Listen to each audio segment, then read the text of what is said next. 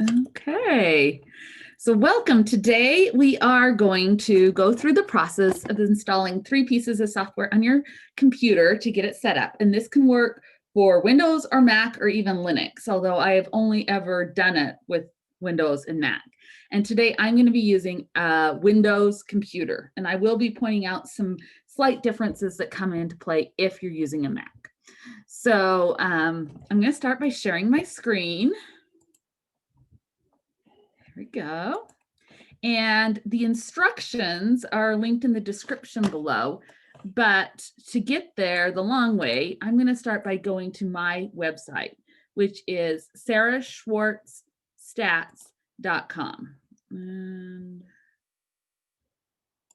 no, sarahschwartzstats.com. So this is my website. And if you scroll down a little bit, I have the buttons that take you to the home pages for both of the main classes that I have been teaching at the university. And there's this link to some information on the Statistical Consulting Studio, which is my day job. And we're going to go over here on the encyclopedia.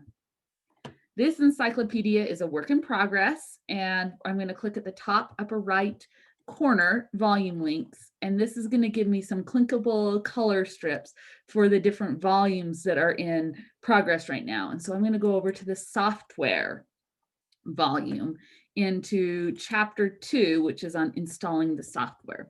And this hasn't been updated for this semester. I'm going to be doing that today, but we should be able to get all the information we need here. So again, we're going to install 3 pieces of software here in chapter 2. The first one is the R programming language. The second one is RStudio interface. And the last one is LaTeX or TeX. And that's very different for Windows versus Mac. So first thing we're going to do is the R programming language, which is hosted by the nonprofit Comprehensive R Archival Network, or CRAN. And the website right here we're going to click on is r-project.org. Now, R is updated roughly 2-ish, 3-ish times a year. And so under news, you can see the different versions. And right now, the newest version, it looks like today, which is January 21st, 2021. Wow, what a date. The newest version that's available for pre-release is 4.0.4. But the full release that's the most current is 4.0.3. Now, each version of R has a 3-part number, but it also has a name, and the name of each version comes from a line in a Peanuts cartoon with Snoopy and Charlie Brown. So it looks like the Lost Library Book pre-release version is barely out, just by a couple, maybe 2 weeks. And the full release is going to be happening next month. So for the classes this semester, I'm going to go with 4.0.3, the Bunny Wunnies Freak Out, and that's the one we're going to be using. Now you can click on the link down here, but usually it's cleanest and fastest. You don't have to worry about versions. If you just click in this first getting started paragraph, the blue words that say download R, and that will link you to the download page. And before you can download, you have to choose a mirror, which is a location that it has a server that has all the same exact files on it. And there's different places throughout the world that you can choose. And I'm going to scroll all the way down to the United States because that's the country I'm in right now. And I need to choose a location that's close to me. It doesn't have to be absolutely the closest. It looks like today I'm going to choose the Oregon State University.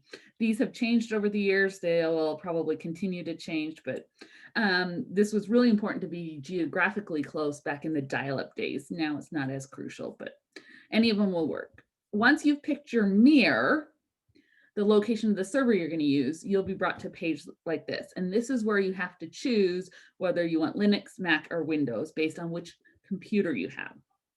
Again, Mac, you would click Mac. I have a Windows machine, so I'm going to go with download R for Windows.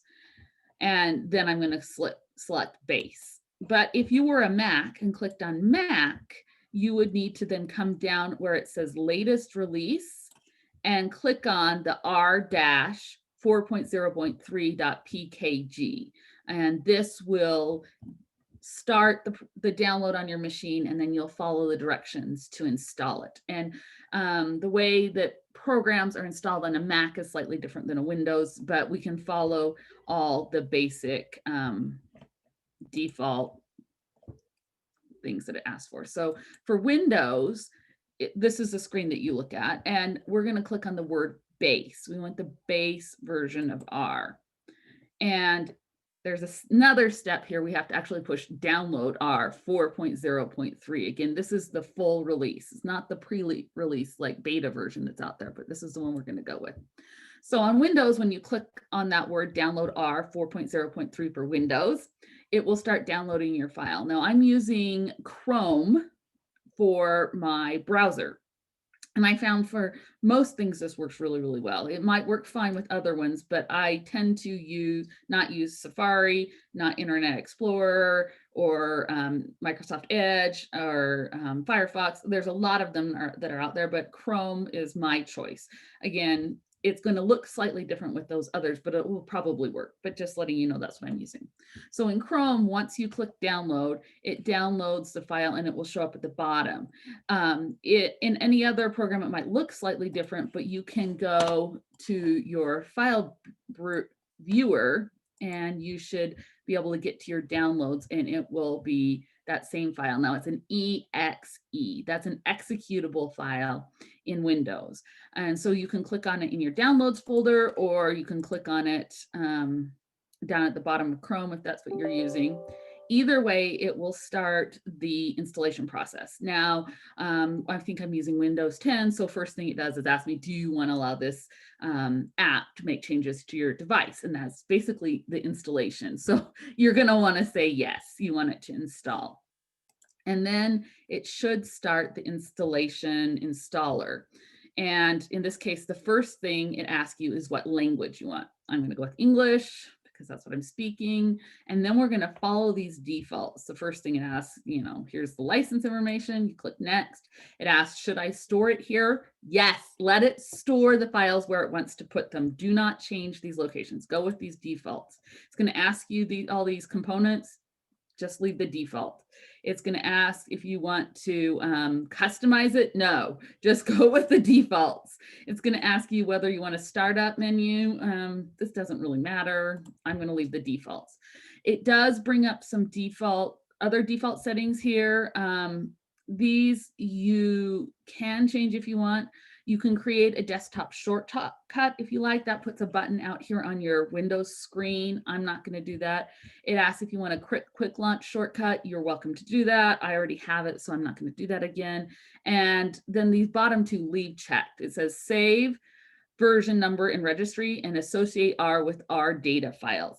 I don't think it would hurt to uncheck these, but your life will be simpler if you leave them checked. So again, I'm just going with the defaults, and it's going to quickly download and install the files it needs for base R. And it's, again, on Windows, putting this in my C drive, which is my hard drive on my computer, in the programs file.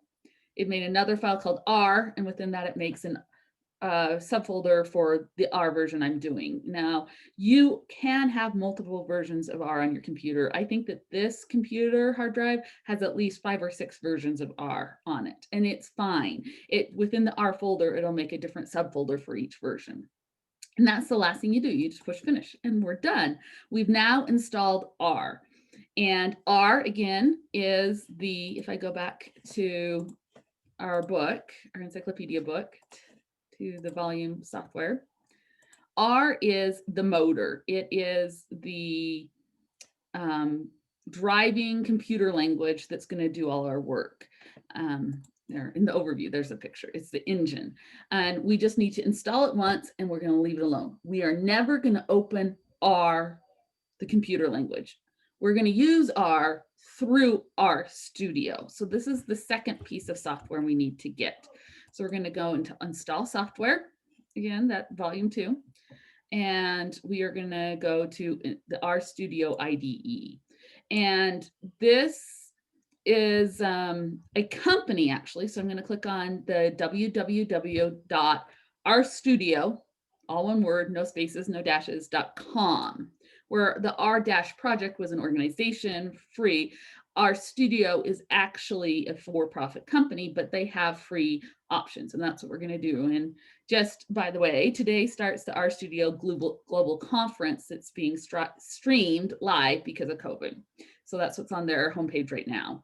And so I'm going to go at the very top where it says download, and I'm going to click on the download. And it's going to pull up the download page. Again, this is for RStudio, not the R language, the IDE, and that's the interface to make us be more productive. So there are free versions of the desktop and the server version, but there's also commercial licenses for both. You don't need it for the class. I have never paid for RStudio. I've always used this RStudio desktop free version, and everyone I know uses the free one. It works just fine. So you don't need to worry about these big high dollar numbers. You don't need that. And so you can click on the download blue button, or you can just scroll down. Either way, it's going to take you to down the file, down the page to installing R. Now it will try to automatically detect what kind of computer you have. So it does tell you to install R first, and it requires at least version 3.0.1. We're good, we got a higher version. So that has to happen first. And then now we can download the RStudio for desktop. Now I can click this button for Windows, or if you scroll down a little bit, they have lots of other installers. It has the Windows one and there has a Mac one. Now, if I was on a Mac computer, this button would probably say for Mac because it's going to figure out which one you need. So this works for Windows 7, 8, and 10, 64-bit. And again, if you have a different version down here, there's the other ones. So same thing's going to happen. Once you hit that button, it's going to download for Windows the executable file. If you're on Mac, it's a DMG file. Again, you just download it. This one's a little bit bigger to download, but see, it's already done. So I can either view my downloads folder and double click on the file name there, or with Chrome, just click on it at the bottom of my web browser, and it will start the installation process for RStudio. Again, the first thing it's going to ask is, do I really want to allow changes? Yes. If I don't allow changes, I can't get the software. So I'm going to say yes, and it'll start the setup. And again, we're going to do all the defaults here, everything. We're just going to click next and okay. So next, yes, let it store it again. It's going to put it in the programs folder on my hard drive. And it's going to make a new folder called RStudio. That's fine. Go for it. Just yes, let it do its thing. Just next, next, next. And again, it's got several files it has to go get, but it's relatively quick to download. So far we've done R, the programming language first. Second, RStudio, that's our interface program. The third thing we're going to do is tech or LaTeX, and that is going to be a longer process. Good news is you just have to like babysit it and make sure it doesn't like crash or anything, but most of it's, you can watch TV, you can have a conversation, you can play on your phone, whatever, you can read textbook. So done. R and RStudio are now downloaded. So if I go back to the encyclopedia, so installing the software, one was R, the computer language. We had to pick a mirror, went with the defaults. Number two, we had to do RStudio. And again, this looks different because they were doing a Python integration. So they had a snake on it last time I took some snapshots. And so this last thing is tech. Tech is a formatting system or language for printing and publishing. It's really good for formulas. So any math book, science book, chemistry book that you ever read was in tech. It is also used a lot for regular textbooks, even novels. It's how they get the margins and the headings and the figures and everything to be the same throughout the whole document, and all the page numbers to get updated in the table of contents or an index. And it's also used for most hard science journals as well. So there's some links here. You can get more into it, but we don't have to learn the tech terminology and phrasing and coding. We're going to let RStudio and R use it under the hood. So this is another piece of software. So of the three, the only one you're ever going to click on to open is RStudio. R and whichever tech you have, again, are going to just stay under the hood in the engine. So maybe this is a turbo booster or something else. So this is where what kind of computer you have makes a big difference. So you really need to pay attention. If you have a Mac computer, you need to use Mac Tech. And this is the website, the tug.org Mac Tech. And the download here is about 5 minutes, and you follow the installation. After it's installed, you're good to go. So when you open the Mac Tech page, this tug.org, no, it hasn't changed very much. So the first thing you need to do is click to download Mac Tech download. To download, click Mac Tech download. Now, I'm not going to go through this because I don't have a Mac computer and it will mess my machine up, but just follow all the defaults. There's only one default, and I think it's on the Windows machines only that we have to worry about. And it's about asking if we want the computer to install packages on the fly or if you want it to stop and ask us. We definitely do not want Mac Tech or Mic Tech or whatever tech. We don't want it to ask us before it downloads packages, because what is going to happen, since we're only using it under the hood through RStudio, we don't actually get the message asking us to go download another package or another piece of information. So we want to let it automatically do that.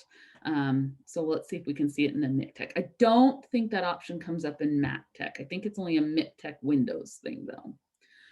So Mac Tech for Mac computer users.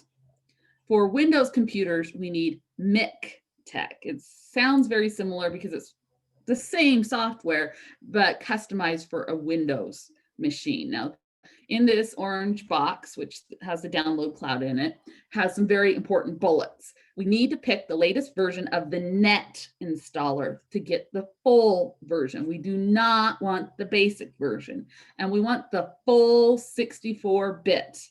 I almost can guarantee that everyone has a 64-bit machine. So we have to do two things. We have to download all the files, and then we have to rerun the downloader to install all the files. So this is a long process. Depending on your internet connection, it can take an hour to download and another hour to install. And so you can't really use your computer for much while you're doing that, but you can watch a TV show, have a conversation, read a book, anything else. Just, keep an eye and make sure it doesn't like crash in the middle. So it is slow, but it's not involved for you. So it's the mittech.org page/download. There we go. So it's very tempting to just start on this. It comes up on the Windows tab to click download. But notice if you do that, it's only going to get you the basic version. So hold on. Do not click Windows. You need to, and Mac users do not use the Mac version. It doesn't run very well with R. If you're using a Mac computer, use Mac Tech, not Mic Tech. So instead of going for the basic download button, I'm going to click over here where it says all downloads. And from there, I'm not going to choose the basic. I'm going to go to the net installer, and I'm going to go to the 64-bit.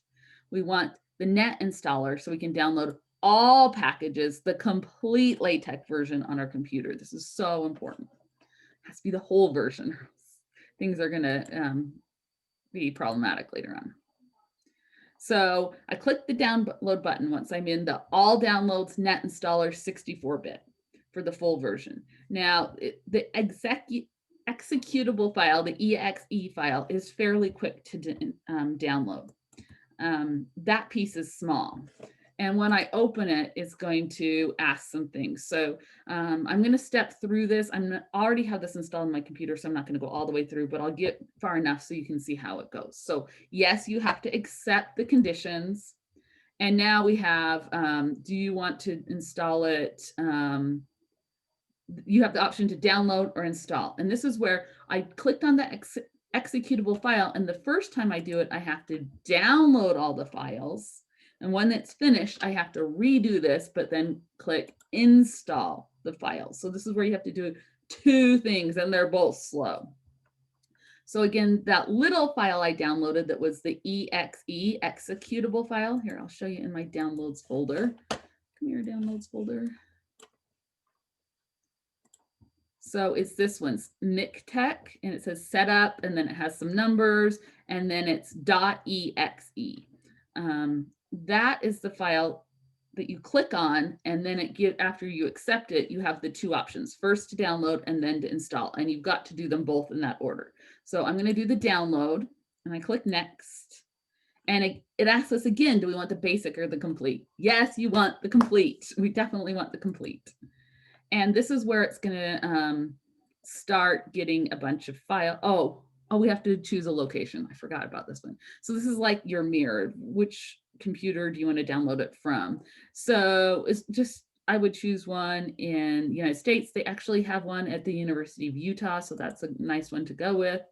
Next, again, let it do the file at once. On my Windows computer, is putting it in the downloads folder because it's downloading these temporarily, and then when I install, it's going to move them to the location it wants in the program files. So next, and then start. And this is where all the time's going to go. So the top line is showing you the progress for each file. Some of them are really small, some of them are big. And then the second green line is showing you the overall progress. So you can see by this time, the other ones were done, downloading and installing. And this one is going to take some time. So because I've already done this, I'm going to opt out, but you guys should let this just finish. Again, it might take 20 minutes, it might take 60 minutes, depending on your internet speed and the time of day. Just let it go. Just keep periodically checking on it. So I'm going to stop.